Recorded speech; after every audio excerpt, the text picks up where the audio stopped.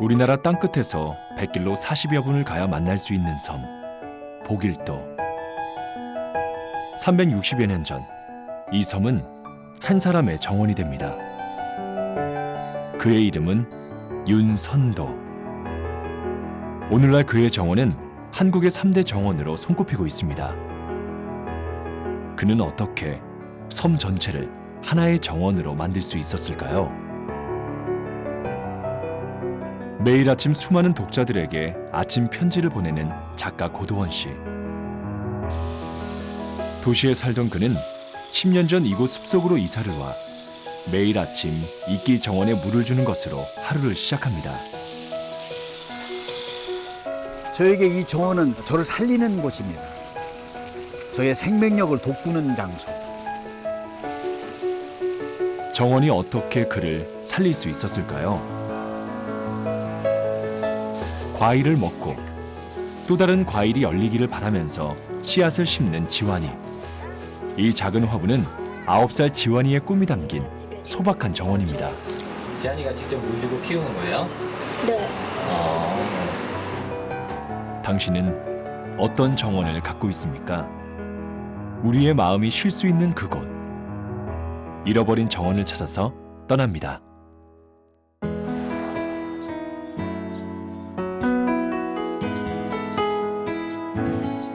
살기 위해 자연으로 돌아가 자신이 꿈꾸던 정원을 만든 사람이 있습니다. 이른 아침, 시원한 물줄기로 정원을 흠뻑 적시며 하루를 시작하는 사람.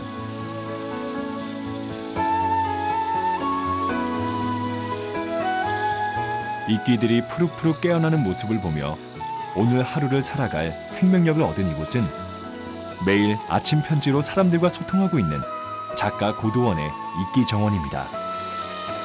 이 정원을 가꾸려면은요, 이 물을 하염없이 줄 줄 알아야 돼. 끝없이 줄 줄 알아야 돼. 이 이끼는 특히 물을 좋아합니다. 3시간 이상 줘야 돼. 그래서 이끼 키우기가 쉽지 않아요. 이거 자체가 명상입니다. 이것이 피곤하거나 힘들거나 그러면 정원 가꿀 수가 없습니다. 엄청난 거예요. 보통 이끼들이 그늘지고 습한 곳에서 자라는 것에 비해 이 이끼 정원의 이끼들은 양지에서 자라는 양지 이끼입니다. 하지만 양지 이끼라 하더라도 물을 충분히 주지 않으면 하얗게 죽어버립니다. 이끼를 보면요, 이런 곳은 잘 살아있는 이끼입니다. 물을 주면 더 이제 싱그러워지고 파릇해지고. 그래서 이런 데는 이제 물을 더 많이 줘야 됩니다. 거뭇거뭇하는 것은 다 물이 그립다는 뜻이에요. 이 정도 살면 이때는 좀 물을 좀 주지 않아도 이제 그 자생력으로 잘 살아납니다. 이렇게 살아날 수 있을 때까지 기르기가 쉽지는 않죠. 한 최소 2년, 3년은 잘 길러야, 물을 줘야 이렇게 됩니다. 고도원 씨는 젊은 시절 오랫동안 기자로 활동했었습니다. 그리고 청와대 연설문을 5년간 집필하다 그만 건강에 문제가 생겨 이곳에 오게 됐습니다. 이게 제가 일하는 공간입니다. 고도원의 아침 편지를 쓰는 곳이. 보세요.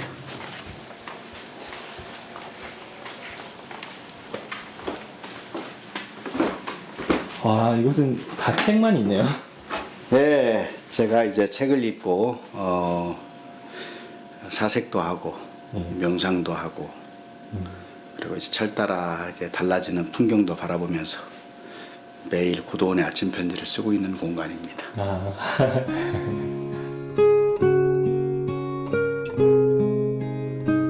그 누구보다 치열하게 살아왔다고 자부했건만 몸도 마음도 쉼이 부족했었나 봅니다. 한때 중풍으로 고생했던 그를 다시 일어날 수 있게 도와준 건 그가 늘 꿈꿔왔던 정원이었습니다. 저에게 이 정원은 잠깐 머무는 곳이에요. 잠깐 멈추는 곳. 제가 이 정원에서 오래 아무 생각하지 않고 이렇게 머물러 있으면 어느 날 꽃이 말을 걸고 바람이 말을 걸고 저에게 그를 선사해주죠. 저에게 이 정원은 저를 살리는 곳입니다. 저의 생명력을 돋구는 장소, 저의 상상력을 계속 키워주는 곳, 뭐 그런 곳이라고 말씀드릴 수 있어요. 서울에서 나고 자라 자연과 거리가 멀었던 그의 아내. 처음엔 시골 생활에 적응하느라 고생이 많았지만 지금은 다시 도시로 돌아가라고 하면 못 살 것 같다고 합니다.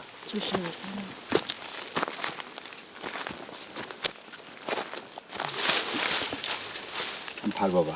떨어질 것 같은데. 옳지. 어이구.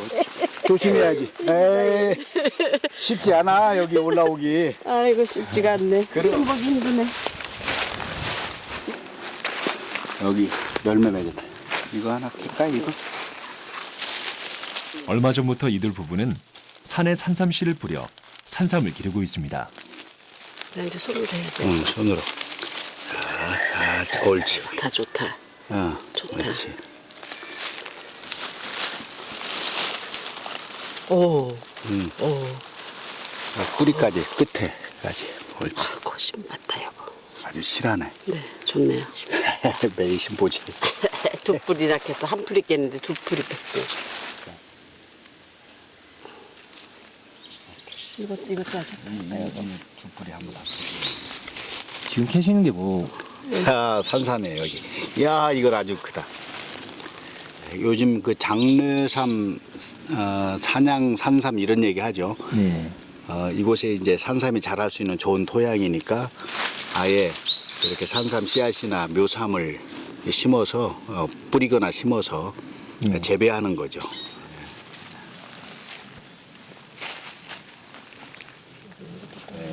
아유 좋다. 뭐 하시려고 이렇게 산삼 캐셨어요? 멋대로 이게 귀한 분들 오시면은 이제 선물로 드리고 저희들이 가끔 식사 때 예. 싸먹기도 하고 아, 다 반찬인 거예요?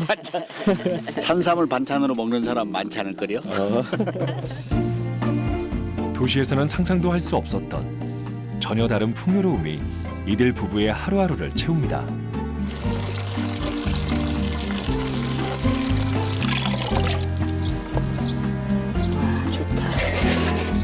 처음에는 남편 건강 때문에 어쩔 수 없는 선택이었지만 이젠 이곳이 하늘이 내려준 선물처럼 여겨집니다.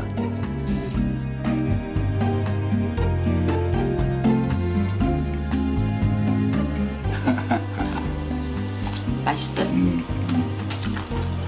향이 다르니까. 저의 뭐 일터도 되고 쉼터도 되고 뭐 그냥 여기가 제 놀이터예요.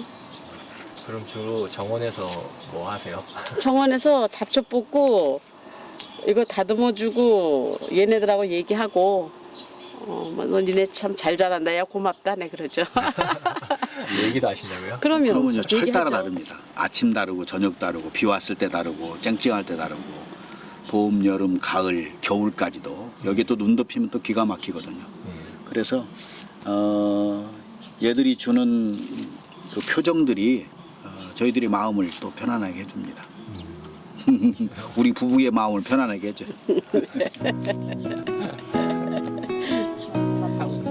정원을 통해 건강은 물론 작가로서의 생명력을 되찾았다는 고도원 씨.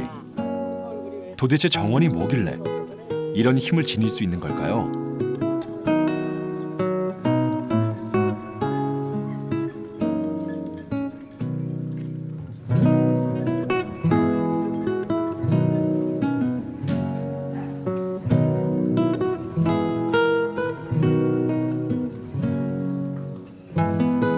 국내 최초로 원예 치료 박사 학위를 받은 최영애 박사는 정원이 지닌 치유의 힘이 현대인에게 꼭 필요하다고 주장합니다.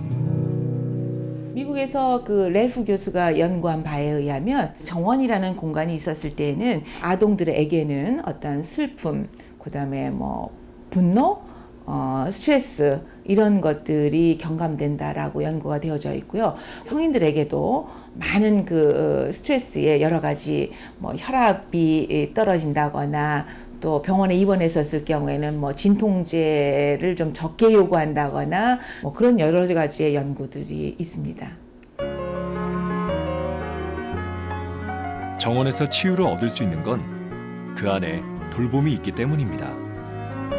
식물과 상호작용을 하면서 생명이 겪는 성장, 위기, 결실의 과정을 함께하며 나 자신을 돌아보는 긍정적인 정서 경험을 하게 되는 것입니다.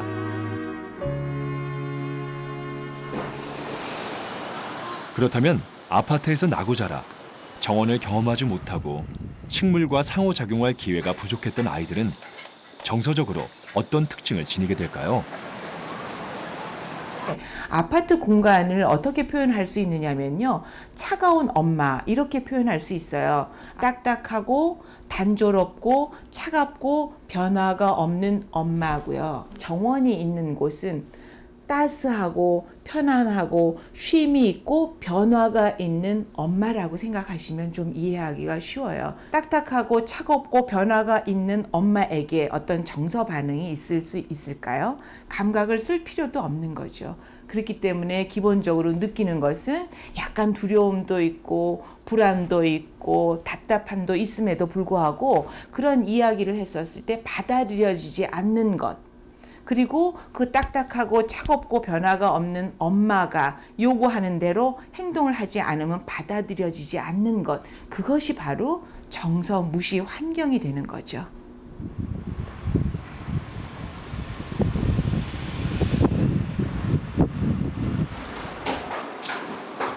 아홉 살, 4살, 개구쟁이 두 아들을 키우고 있는 이마영 씨네 집. 여기 또 내가 줄게. 결혼 후부터 지금까지 줄곧 빌라와 아파트에서만 살아왔습니다. 나요. 응, 알겠다. 사실 맞벌이를 하다 보니 아파트만큼 아이 키우기 편한 곳도 없다는 생각이 듭니다. 하지만 한창 움직일 나이인 아들 둘. 집에만 들어오면 심심하다며 TV를 보거나 게임을 하고 싶어 합니다. 저 붙잡고 한다는 소리가 심심해. 놀아줘. 지루해, 다른 거. 장난감이 없나요? 많아요. 너무 많은데 항상 애들은 장난감 사주면 3일을 못 버텨요. 질리니까. 예. 우리 집 정원이랄 것도 없고 이 베란다 앞에 조그마한 화분이 있는데 걔가 자꾸 죽어요. 그러니까 선물로 화분을 받아도 죽고. 근데 그 옆에 제가 큰아들이 또 감을 먹다가 감씨를 거기다 심은 거예요. 근데 그게 또 매년 자라나오고 있는 거예요. 위에 뿌리 말고 줄기만 딱 죽었다가 다시 뿌리에서 3년째인데 참 신기하더라고요.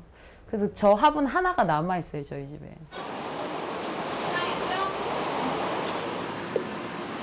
통째로 부어버리겠다. 이래야지 며칠 동안 물 안 줘야 되겠지. 지안이가 직접 물 주고 키우는 거예요? 네.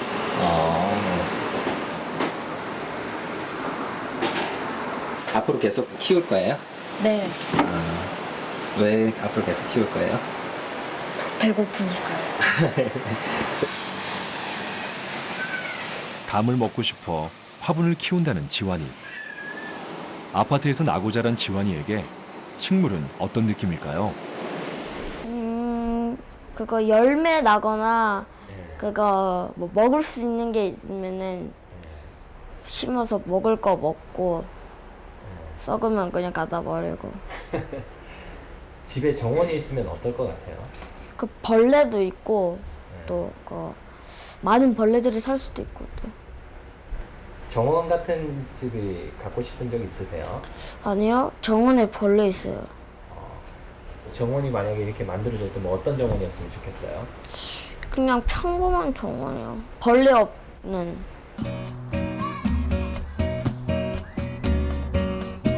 우리는 아파트에 살다가 2년 전 정원이 있는 곳으로 이사한 한 가족을 찾아가 보았습니다. 결혼 후 빌라와 아파트에서만 살던 오수미 씨는 정원이 있는 집에서 살기 위해 과감히 서울을 떠났습니다. 그러자 아이들이 달라졌습니다. 한번 정원에 나오면 들어갈 줄 몰랐고 이것저것 같이 놀아주지 않아도 여러 가지 방법으로 놀이를 바꿔가며 아이들 스스로 잘 놀게 되었습니다.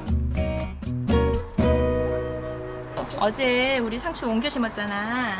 물을 많이 줘야지 뿌리가 촥촥 내려오지. 뿌리에 주는 게 좋아. 한켠에 있는 작은 텃밭은 가족들의 보물창고. 어설픈 농부의 수고에도 어여쁜 먹거리들을 아낌없이 내어놓았습니다. 나 따주세요. 이거? 그지? 나 따주세요. 이러지. 잘 익은 거 하나 골라봐. 제일 잘 익은 거?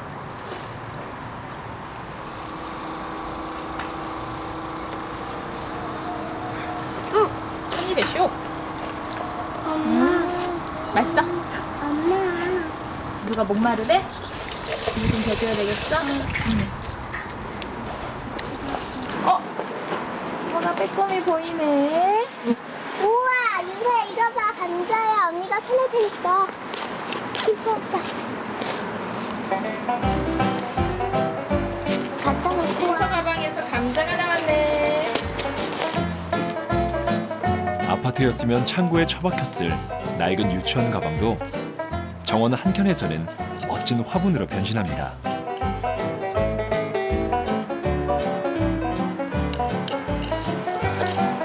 우와! 엄청난 거 나왔다, 엄청난 거. 엄마, 이거 준서가 캤는데 너무 큰 거 아니야? 진짜? 이거는 요리에 써야 되겠다. 소꿉놀이가 아니고. 엄마 줘도 돼? 우리는 많으니까. 그래. 냄비 속으로 콩나물 시간이야. 자, 하나, 둘, 5개씩, 셋, 넷. 에이, 엄청 많이 나오는데. 짠, 완성. 자, 이제 애들 불러서 먹자. 우와, 먹기 힘들겠다. 엄청 크네.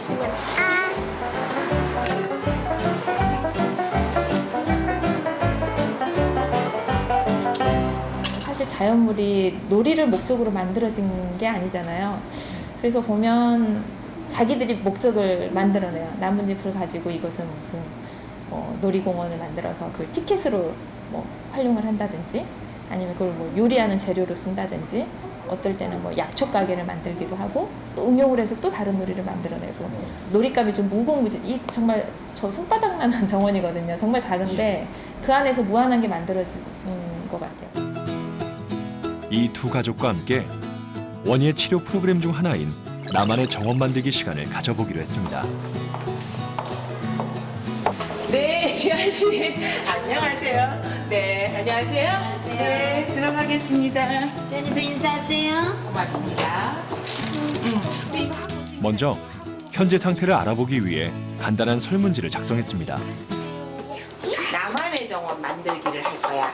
지환아, 우리 뭐 한다고? 나무의 정원. 그래. 필요 없어. 어떻게 정원을 꾸밀 것인가에 대한 계획을 그려보는 거야. 그리고 식물들 중에서 어떤 식물을 어떻게 해가지고 내가 꾸며보겠다라고 생각해서 그려야 돼. 그런 걸 제가 잘 못해요. 해보면 돼, 자꾸. 지환아. 선생님 도와주실 거예요. 그럼 괜찮아? 계획도 어떤 그 이미지로서 우리가 구성해 나아간 다음에 계획도를 그리라고 했을 때 난 계획을 못해요라고 표현한다거나 그 계획도를 굉장히 멈칫멈칫한다던가 이런 것들은 한 번쯤 이렇게 능동적으로 환경과의 관계 속에서 반응을 해본 것이 많지 않았기 때문에 일단은 그거에 대해서 굉장히 더디게 반응할 수밖에 없어요. 이 계획도를 수정하게 되는 거죠. 거기까지도 보여주는 거는 아주 중요한 발달이에요 또. 계획들을 그린 뒤 직접 화분 안에 자기만의 정원을 꾸며봤는데요. 어린 시절 시골에서 자라 정원에 대한 추억이 있는 엄마는 거침없이 정원을 만들어갔습니다. 그에 비해 지환이는 흙이 다소 불편한지 흙이 손에 닿으면 계속 닦는 모습을 보였습니다. 그리고 4살 동생은 아파트에선 좀처럼 할 수 없는 흙장난이 재밌었는지 정신없이 빠져드는 모습이었습니다. 이거 이끼야. 밖에서 봐. 느낌 이상해. 느낌 이상해? 어떤 느낌이야? 해초 만드는 거. 해초 만지는 것 같아. 비슷하지? 못 만지겠어요. 느낌 이상해. 느낌 이상해서? 네. 그럼 어떻게 선생님 도와줘야 돼? 엄마 수 있어요? 낯선 흙과 이끼 작업을 통해 드디어 지환이의 정원이 완성됐습니다. 그리고 내 식구에 대한 꿈이 담긴 엄마의 정원도 완성됐습니다. 정리도 잘하네 우리 지연이. 재밌어요. 손으로 만지작대니까 편하고 즐겁고. 아기 때 흙장난 할 때 빼고는 이거 할 일이 별로 없었으니까. 그림이에요, 그림. 그림이네. 너무 이쁜데. 내가 한 거 맞아? 지연이 재밌게 하세요. 지원이의 정원은 편말에 담긴 내용이 좀 특이했습니다. 정원 손대지 말고 어서 섞어줘. 누구한테 하는 얘기야? 손대는 사람이요. 손대는 사람? 네. 자, 이거는 형아. 지원이는 누군가 자신의 정원을 건드릴까봐 잔뜩 걱정이 되는 모양입니다. 고르면 안 될까? 뭐예요? 책상 위에서요. 이렇게. 네, 살짝만 손가락으로 눌러. 옳지. 아, 지연이 손대니까. 이름표 마지막으로 씨앗의 생명력을 체험해보기 위해 강낭콩도 심어보았습니다. 자, 알았어요. 자, 그럼 박수 쳐보세요. 오늘 즐겁고 고마웠어, 지연아. 엄마한테 고맙습니다. 지연이도 나도. 파이팅. 일주일 동안 나만의 정원을 돌보며 관찰 일기를 쓴 뒤 만나기로 했는데요. 화분이란 화분은 다 죽어나갔다는 지원이네. 일주일 뒤 이 정원들은 어떤 모습이 되어 있을까요? 이번엔 정원이 있는 집을 찾아갔습니다. 네, 안녕. 진서지. 이건 진서 거. 진서는 읽고. 이번에도 사전 조사를 위해 설문지를 작성했는데요. 같이. 나는 저는 예쁘고 귀여운 내연고기. 예쁘고 귀여운. 내연기. 너무 멋진 대답을 하는구나. 아, 참. 나에게 정원이란 예쁜 꽃들. 예쁜 꽃들. 희망이 뭐야? 세상. 세상? 네. 정말? 이렇습니다. 네. 두 아이는 계획들을 그릴 때에도 거침이 없었고 정원 만드는 데에도 상당히 자기 주도적이었습니다. 예쁜 꽃을 넣을래요. 어떤 거? 꽃. 이 꽃 넣었고 또 예쁜 꽃 어떤 거 넣을래? 저 빨간. 요거 빨간 거 꽃기린. 이거 선생님 조금 도와줄게. 자, 꽃 여기. 여기. 아이들이 자신이 무엇인가를 생각하고 자율적으로 많은 움직임을 해봤다라는 것을 제가 느낄 수 있었고요. 아이들 역시 상당히 어려운 질문임에도 불구하고 오히려 어른들보다 더 주저함이 없이 대답하는 걸 보고 굉장히 건강하구나라는 생각을 많이 받았습니다. 제 정원은요, 입구 옆에 새가 앉을 수 있는 공간을 만들어 놓고요. 새가 앉는 공간 옆으로 웅덩이를 만들고 그 옆에 나무 받침대를 하나 놔서 거기서 준비 운동을 하고 들어갈 수 있게 만들었어요. 아, 그게 여기예요? 네. 아, 재미있는 생각이다. 나만의 정원. 평소 식물을 심고 가꿔봐서인지 두 아이 모두 흙 작업에 거리낌이 없어 보입니다. 정원에서 많이 놀아보긴 했지만 난생 처음 자신이 직접 고르고 심어서 나만의 정원을 만들어 본 아이들. 일주일 후 이 정원엔 어떤 변화가 일어나 있을까요? 처음에 이제 그 정원이 있는 집과 뭐 없는 집을 평가했었을 때는 좀 일반적인 것이 도덕 발달 단계로 평가하는 거예요. 정원이 있어서 생명을 길러본 경험이 있고 또 좋은 경관 속에서 좀 편안함을 느껴봤었을 때에는 상대편의 입장에 대한 이해도가 좀 올라가죠. 공감 능력이 있기 때문에 정원이 있는 집에서는 토마토가 있어. 아주머니가 이제 열심히 길렀는데 나는 너무 배가 고파. 어떻게 하겠니? 라고 했었을 때 대부분이 다 많은 그 사례들에서도 보여지는 거예요. 허락을 받고 이제 기다리겠다. 왜냐하면은 아주머니가 얼마나 정성스럽게 가꿔서인지를 알기 때문이다라는 거죠. 그렇지 않은 이제 환경 속에 있었을 때에는 공감 능력이 당연히 환경에서 최선의 적응을 하더라도 떨어질 수밖에 없어요. 지환이 같은 경우는 이제 배고프니까 먹어요. 그다음에 왜냐하면은 내 배가 고프기 때문이다. 오감표를 작성했었을 때 양쪽 집이 이제 그 대상도 달랐죠. 그러니까는 정원이 있고 경험이 있는 집은 대상도 굉장히 세부적이고 사실적이고 낱낱이죠. 자가를 보았다, 새를 만져보았다라고 구체적인 데 비해서 이제 이쪽은 경험이 없었기 때문에 그냥 일반화시켜요. 꽃 이렇게 한 다음에 그 오감의 표현의 양이 엄청나게 차이가 지죠.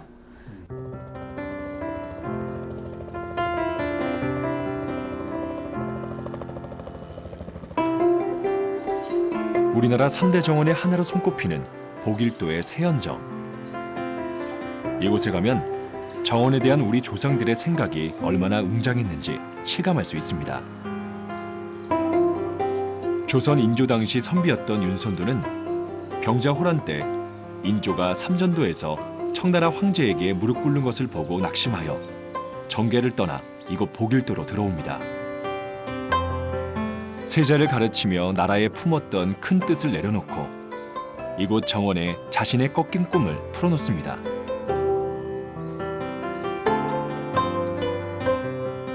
바위마다 이름을 지어가며 사색을 통해 상처받은 선비 정신을 가다듬어 갔던 윤선도. 그는 이곳에서 조선 문학의 백미로 손꼽히는 어부사시사를 써내려갔습니다.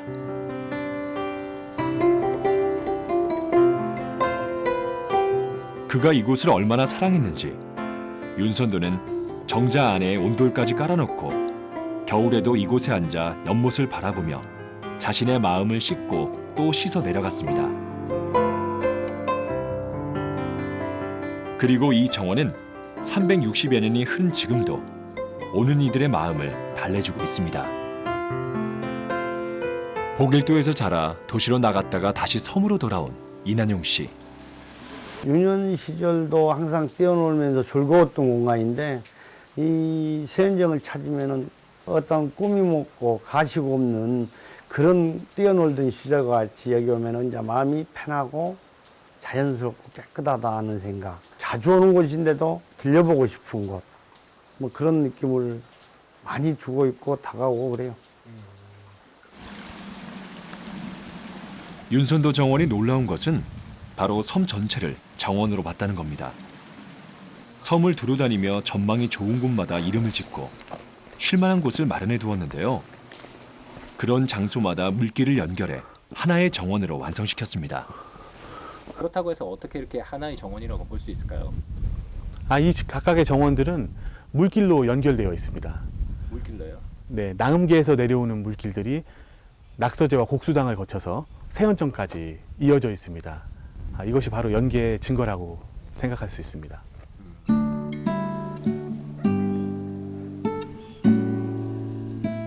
산속 기암절벽에 위치한 동천석실은 신선이 사는 곳이란 뜻으로 그가 홀로 책을 읽으며 사색에 잠긴 곳입니다. 여기서 달을 보며 시를 짓곤 했다는데요. 동천석실 앞에는 그가 차를 마셨다고 전해지는 차바위도 그대로 남아 있습니다. 동천이라고 하는 곳은 신선이 사는 곳, 그것도 경치가 아주 아름다운 곳들을 칭하는 데 쓰이는 말입니다. 저기 보이는 낙서제와 저 산 너머의 세연정, 그리고 이 동천석실에서 고산 선생이 이루어놓은 이상세계를 마치 신선의 세계처럼 내려다볼 수 있는 그런 곳이죠.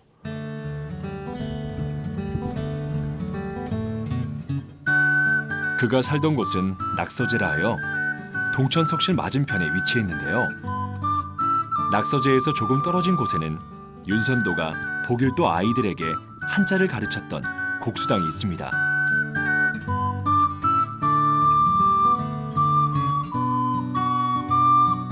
늘 맑은 물을 곁에 두고 자기 자신을 비춰보고자 했던 윤선도. 보길도 정원에는 우리 조상들의 선비사상이 오롯이 남아 있습니다.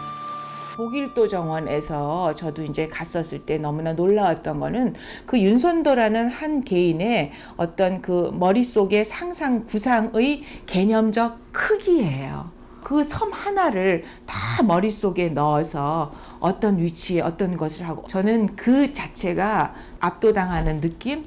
사람이 만든 것이나 마치 자연이 이룬 것처럼. 그러니까 그만큼 어떤 내면 세계의 스케일이 엄청났다라는 거를 표현하는 거죠. 나만의 정원을 만들어 본 지 일주일이 지났습니다. 그동안 어떤 변화가 있었을까요? 지연 씨, 가보자. 어우 시원도 하다 얘. 문도 좀 열어놓고. 지연이 거 쌍났다. 지원이도 쌍났어요.